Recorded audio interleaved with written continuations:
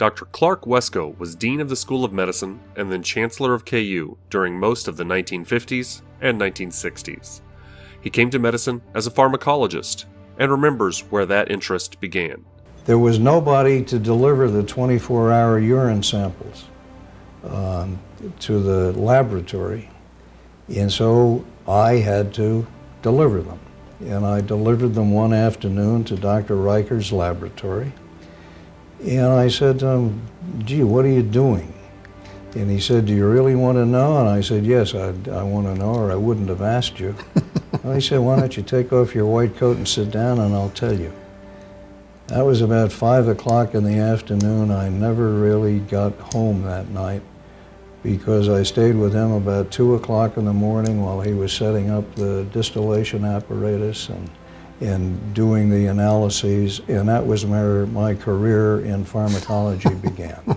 This newfound interest in pharmacology made him want to cancel his internship in internal medicine and switch to a fellowship in pharmacology. No one had ever requested to cancel an internship at Cornell prior to this. But they made a deal with me. They said I could have the internship and in my spare time do the fellowship in the Department of Pharmacology. But in exchange, I would agree to be the attending physician of the house staff in the emergency room every other night and every other weekend. And on those every other night and every other weekends, I would read the EKGs that had been taken during the day at the hospital. So I said I would agree to that. So I spent a little bit more than 2 years with very little sleep. After this period, World War II had just ended, but Dr. Wescoe still had to enter the service for 18 months. We worked on the nerve gases. We worked on them not to provide new ones, but to find antidotes to the ones that were available, which had been captured from the Germans at the end of the hostilities. After leaving the Army, Dr. Wescoe went back to Cornell, but was lured to Kansas in early 1951 by Franklin Murphy. Soon after he arrived in Kansas City, he met with several other physicians for dinner at Dean Murphy's home. Papers the next morning would indicate that he was going to go to Lawrence as chancellor of the university, succeeding Dean Malott, who was going to Cornell, from which I had just come. No connection between the two. It wasn't a trade. And he went around the room, came around to me, and he said, what do you think of that? I said, well, I think I'll go back to New York because I came here because you were dean. So we all left, and he stopped me at the door of his home, and he said, just sit tight. Everything will work out satisfactorily. So I sat tight. After a few weeks of searching for a new dean, Dr. Wescoe had a visitor.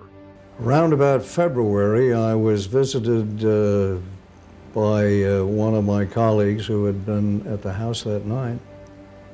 And he said, I came to tell you that we're going up to have dinner with Franklin tonight. I said, I think that's a splendid idea. And he said, I also came to tell you that you're not going.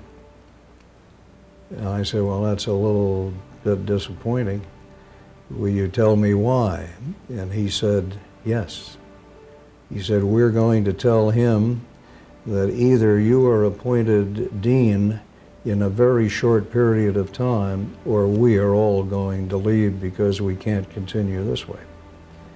And he said, don't get a swelled head because of this. The reason we want you is you're the newest guy on the block and you haven't chosen sides. After 9 years as dean, Dr. Murphy called on Dr. Wescoe again. He said, the papers tomorrow will say that I am going to leave the University of Kansas to go to the University of California at Los Angeles to be chancellor there. And he said, I wanted you to know first. No one else knows. And I said, well, that's really sad news, Franklin, because we've really now come a long way together. He said, I want you to sit tight because everything will work out. And Again, I guess you might say that from his standpoint and mine, everything worked out. And for the second time after knowing him, I sat tight.